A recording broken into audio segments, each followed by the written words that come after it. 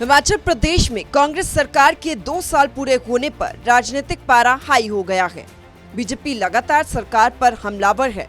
वहीं मुख्यमंत्री सुखविंदर ठाकुर के मीडिया सलाहकार नरेश चौहान ने बीजेपी के इस आक्रोश पर पलटवार करते हुए इसे बीजेपी नेताओं के बीच आपसी होड़ और निराशा का परिणाम करार दिया। बीजेपी का आरोप है कि कांग्रेस सरकार अपने 2 साल के कार्यकाल में विफल रही है और जनहित से जुड़े मुद्दों को दरकिनार भी कर रही है। पार्टी ने सरकार को गिराने की साजिशों के आरोपों को नकारते हुए कहा कि जनता के मुद्दों पर विपक्ष अपनी जिम्मेदारी निभा रहा है। नरेश चौहान ने बीजेपी पर आरोप लगाया कि उनके नेता फ्रस्ट्रेशन में हैं और आपस में आगे बढ़ने की होड़ में जनता को भटकाने की कोशिश भी कर रहे हैं। उन्होंने बिलासपुर में सरकार के 2 साल पूरे होने के कार्यक्रम की सफलता का हवाला भी दिया।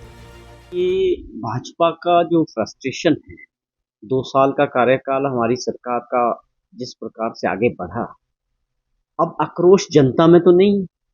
आपने बिलासपुर के अंदर देखा कि 2 साल का 11 तारीख को जो समारोह था, उसमें हजारों की संख्या में और आज तक का बिलासपुर में सबसे ज्यादा जनसैलाब हुआ। वो तो दिखता होगा, भाजपा को भी दिख रहा है, मीडिया के जरिए भी ऐसे भी सब जगह लोगों ने देखा है कि जितनी कैपेसिटी थी उससे ज्यादा लोग बाहर रह गए।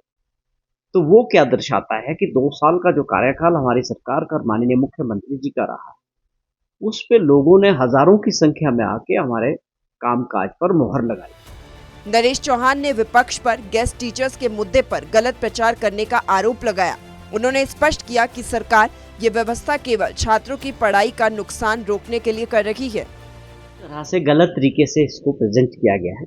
ये कोई भर्ती नहीं हो रही, या आप ये समझें कि चाहे वो बच्चे कोई भी हो, किसी भी ऑर्गेनाइजेशन के हो, मुझे लगता है उनको समझने में थोड़ी दिक्कत आई है या समझाने वालों की बात को अच्छे से नहीं समझ पाए।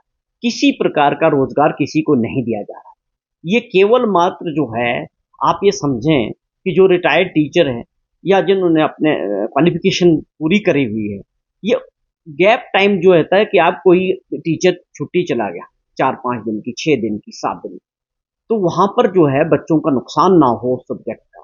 अगर हमारे पास कोई अवेलेबल है और वो अपना पढ़ाना चाह रहा है गेस्ट फैकल्टी के तौर पे, ये उसके लिए अरेंजमेंट है।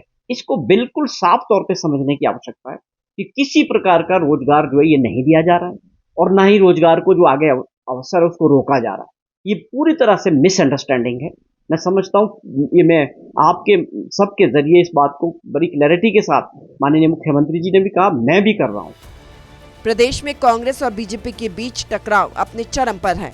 बीजेपी ने जहां सरकार के 2 साल के कार्यकाल को विफल बताया, वहीं कांग्रेस ने इसे सफल करार दिया और मुख्यमंत्री के जनसंपर्क को अपनी बड़ी उपलब्धि भी बताया।